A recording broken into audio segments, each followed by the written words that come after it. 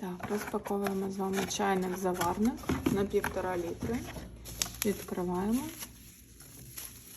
Так, кришечка у нас іде в комплекті. Ось така ручка гарна. Силіконова ця резиночка, обідочок. І відкриваємо сам чайничок. Тут також звертайте увагу ця сіточка. Ось так дуже красиво виглядає.